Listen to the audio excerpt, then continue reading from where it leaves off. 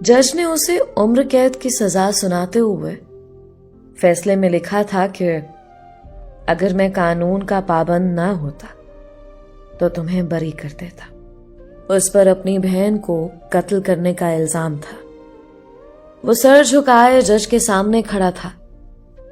उसे पता था कि उसने जुर्म किया है। उसने अपने जुर्म को तस्लीम कर लिया था। कानून के मुताबिक जज के पास उसे सजा देने के अलावा कोई और ऑप्शन नहीं था, मगर उसने जो जुर्म किया था वो जुर्म बनता भी था। उसे करना ही था। शायद उसके पास उसके अलावा और कोई रास्ता नहीं था। अगर कोई रास्ता था भी तो उसकी समझ में यही रास्ता आया था। उसने इसी रास्ते को चुन लिया था और अपनी बहन की जान ले ली थी।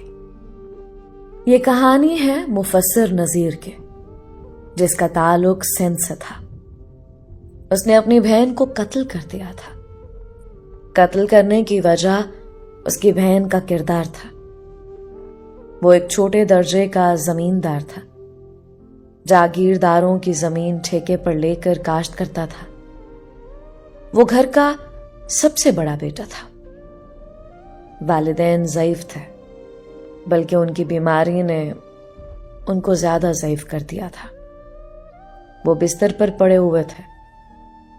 उसके जिम्मा वालिदैन का इलाज मुआवजा और बहन भाइयों के अखराजात थे। इसके साथ उनकी शादी की तैयारी भी थी और उसकी आमदनी इंतहाई कलील थे। उस आमदनी से आमतौर पर इंसान बामुश्किल घर के खर्चे पूरे कर पाता है। खैर, उसने उसी जागीरदार से कुछ रकम कर्ज पकड़े और उस रकम से अपनी बालिग होती बहन की शादी करते। मगर उसकी बहन किसी और को पसंद करती थे। वो कि उसने अपनी बहन से उसका निकाह करने से पहले पूछा था कि अगर तुमको कोई और पसंद है तो बताओ, मैं तुम्हारी उस पसंद को देख और परख कर तुम्हें उसके साथ रुखसत कर दूंगा। लेकिन उसकी बहन ने तब अपनी पसंद बताने से ये कहते हुए इनकार कर दिया था कि उसे इस निकाह पर किसी किस्म का कोई एतराज नहीं है, ना ही वो किसी को पसंद करते हैं। भाई की पसंद ही उसकी पसंद है। मुफस्सिर ने अपनी बहन को एक अपने जैसे घराने में रुखसत करके भेज दिया। वहां जाकर उसे उसकी बहन की शिकायत मौसूल होने लगे।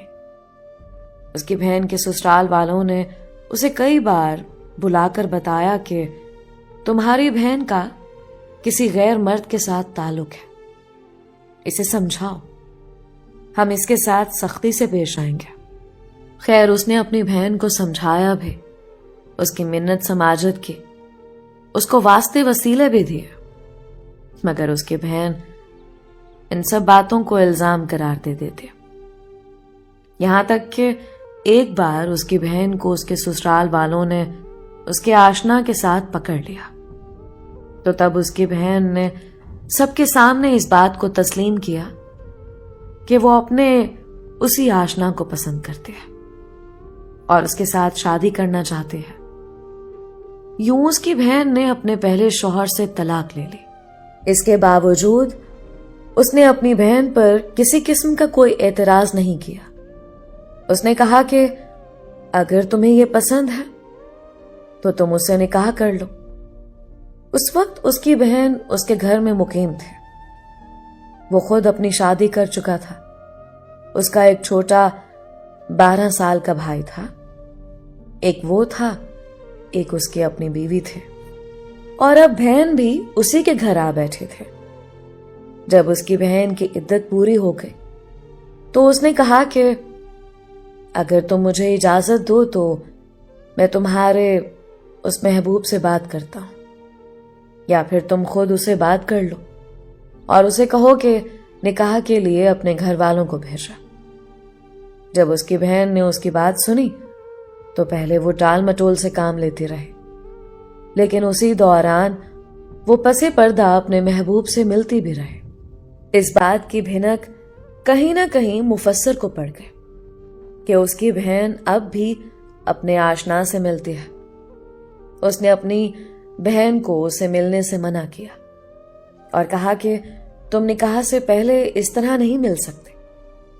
اگر اس کو تم سے محبت ہے تو اسے کہو اپنے گھر والوں کو بھیجے تاکہ آپ دونوں کا نکاح کروا دیا جائے۔ لیکن اس کی بہن نے ایک بار پھر ان سب باتوں کا الزام قرار دے دیا اور کہا کہ اب اس کا اپنے آشنا سے کوئی رابطہ نہیں ہے اور نہ وہ اسے ملتی ہے۔ یہاں تک کہ محلے کے لوگوں نے مفسر کی بہن کو اس کے آشنا کے ساتھ رنگے ہاتھوں پکڑا، مگر کئی لوگوں نے اس کو بتایا کہ فلاں فلاں لڑکا تمہارے گھر آتا ہے اور تمہاری غیر موجودگی میں آتا ہے۔ مگر جب مفسر آ کر اپنی بہن سے یہ باتیں پوچھتا تو اس کی بہن سرے سے مکر جاتے اور ان باتوں کو الزام قرار دے دیتے۔ اس نے اپنی بہن کو سمجھایا کہ اس سے پہلے بھی تم ان باتوں کو الزام اور تہمت کا نام دیتی رہی ہو، لیکن آخر کار وہی لوگ سچے ثابت ہوئے۔ اگر تم اب بھی ایسا کر رہی ہو تو تم غلط ہو اور یہ گناہ ہے۔ اگر تم اس سے باز نہیں آتے تو کسی دن طیش میں مجھ سے کوئی غلط کام ہو جائے گا۔ میں نے تم کو کہا ہے کہ تم اسے نکاح کر لو، مگر مفسر کی بہن نے اس کی کوئی بات نہ مانی اور اپنی اسی راہ پر چلتی رہی، یہاں تک کہ اس نے اپنی بہن کے ساتھ سختی سے پیش آنا شروع کر دیا۔ جب وہ اپنی بہن کے ساتھ سختی سے پیش آنے لگا تو اس کی بہن نے اپنے آشنا کے ساتھ مل کر اپنے بھائی کو قتل کرنے کا فیصلہ کیا۔ قتل کرنے کے لیے وہ اور آشنا جیسے ہی تیز دھار آلہ لے کر مفسر کے کمرے میں داخل ہوئے تو اس کی آنکھ کھل گئی۔ ان تینوں کے درمیان ہاتھا پائی شروع ہو گئی۔ اسی دوران محلے کے لوگ بھی شور سن کر اٹھ کھڑے ہوئے، مگر نہ جانے کیسے اللہ تعالیٰ نے مفسر کی مدد کی۔ اس نے وہ خنجر اپنی بہن کے آشنا کے ہاتھ سے چھین لیا اور اسی خنجر کے وار